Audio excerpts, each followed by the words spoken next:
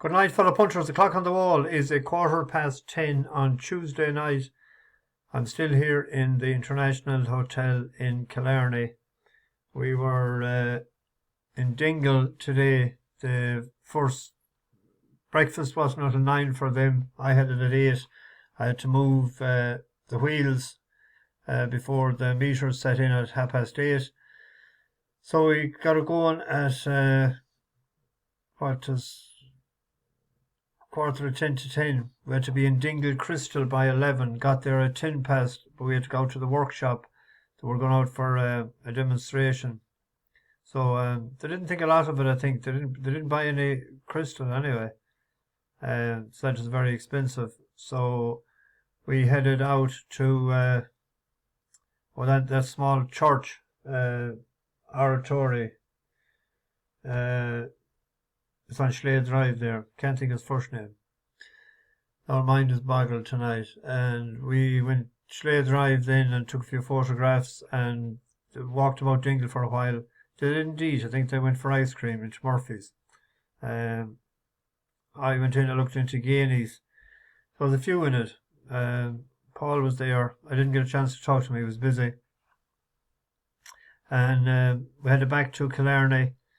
So they went for food. We landed back about 5 o'clock. We were coming through Castlemaine when the 440 East India Dock done the bizzo for us. Grand little horse that getting so much weight was entitled to do it. Won well. We were going to have fun with that little horse. I don't know whether I mentioned it last night. That's a half-brother to Burdett Road who won 2 out of 3 over hurdles. Second to Sir Gino in the Cheltenham trials last February in Cheltenham. And one in Cheltenham as well, Burdett Road. A great turn of foot. So it'd be interesting to see with this horse you can go over hurdles at some point. I had a bit of a snooze there, and I slept awkward. I woke up with a cramp in my back.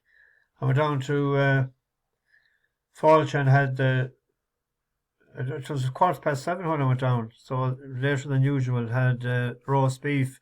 There was grand music playing there in the background. Well, the guy on the guitar, he was quite good actually. But I had the dessert, not up to scratch tonight. They didn't bring the custard in the little jug like as usual, and when I mentioned it to her, the one in charge actually landed with a small jug of custard. Cold custard. Couldn't believe it. So I didn't mention, I didn't go upstairs to Eileen because I probably would have said it, because I always say what's on my mind, be it good or bad, when it comes to food. So, and the apple pie was only lukewarm. It wasn't I wasn't happy with it. And the custard, or the ice cream, there was nothing great this evening there about the dessert, only the apple pie. It was middling. At one point in Corkery's, there was great girl playing the guitar there as well. Fair play to them, they put on a lot of music, but a couple of them could start earlier because the gang that I'm with came home last night. There was no music starting until 9, and in a lot of towns they do it. In Dingle, I noticed they're 7 to 9 in a lot of places. It'll suit people. They do it in Galway. They have 7 to 9 and 9 to 11. So it's something to think about for some ones there that it might get the early crowd in. Shout out to Bill Saunders in County Durham, Hugh Urquhart, Murth Kane, and Fraser Brunton was looking very dapper on the bus today. He was wearing a kilt, be it from Scotland, so he got the Gold Star of the Day award. We had, as I said, we had East India Road. Put too much thought into the racing last night to come up with, instead of just going with Mr. Percy, went with Winter Fog on the strength of its last run. Just the other, that horse has improved his sight since Galway. Just shows you how lucky we were. And if it won in Galway, the handicap which it should have, it wouldn't be in the maiden today to face. So we got done a couple of times by the horse. That's going to improve a lot too, stepping up in trip to 2 mile. Be interesting to see what they put it over hurdles. And Captain Potter drifted out to 9 to 1 today, late money for it. Ran a funny sort of a race. I thought they'd make more workout coming into the home stretch, but they didn't. But the Nap won anyway. I don't know. I think that's 7 or 8 in a row. The last 2-pointer, I think the last was Audience, one that I was nearly calling a banker to win. But we had a 2-pointer that day as well. We have one for tomorrow and one each way. It's poor fare tomorrow. There's an awful lot of class 5 and class 6 that I don't even touch. So there's a stairs race. There was another stairs race at Bath, but there could be rain, so I wasn't sure. So I left it alone. And I get out of the way. There is a mile 6 tomorrow, so I went for this race to study it because the going is unlikely to change. Pappano, rated 90 for a 3-year-old, for Johnny G and Rob Havlin. Johnny G is going all right, 6 out of 20 in the last 14 days, 20%. But it won on a surface similar to Southwell in Wolverhampton, over 1.5 miles. Needed all of the distance that day to get on into the winner's enclosure, and the 2 furlongs extra on that surface will be all right, I think.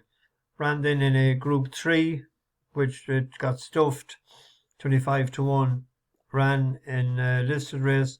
It was beaten 8th of 11, beaten 17 lengths by Illinois in Royal Ascot. And the last day then brought back into handicap company at a mile 6. It ran decent enough. It was 5th to Align the Stars, who's a decent horse. Too Bossy, Flickering Halo, East India Doc, our winner today, was in 4th place. So it was just behind it. And if we look at the way it acted on the surface in Wolverhampton, second lifetime start, first of the year. You can see the way it's a fine big horse.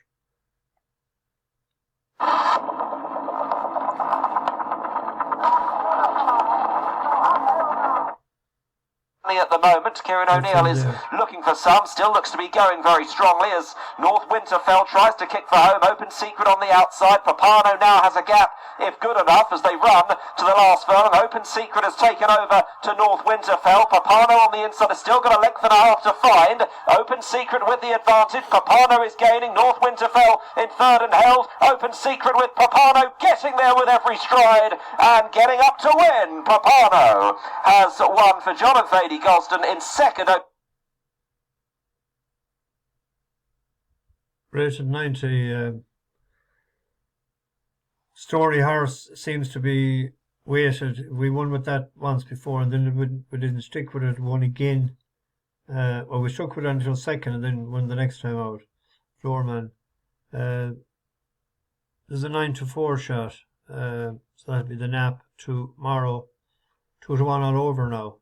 So 9 to 4 was scattered the mare a while ago. 1 each way selection in Kilbeggan. Tipped him up the last day and he was a non-runner. Evans Secret. Good ground is key to this horse. McNiff is in and out of form. Presenting Lad is the only one that's sort of keeping him going. But if you look at the going for tomorrow is good to yield and good in places. It should be drying out. Bad run the last day, yielded to Soft on Sligo, in Sligo. Was coming over 3 mile. Ran well, stayed on. I prefer if the distance was 2.6 at least tomorrow. But it was all sort I could find. When I went through the card, was nothing else much. There was a couple in the tracker, but I don't think there's a chance. So in each way, they're playing 5 places. 13 to 2, 11 to 2 across the board. Hope it doesn't rain. And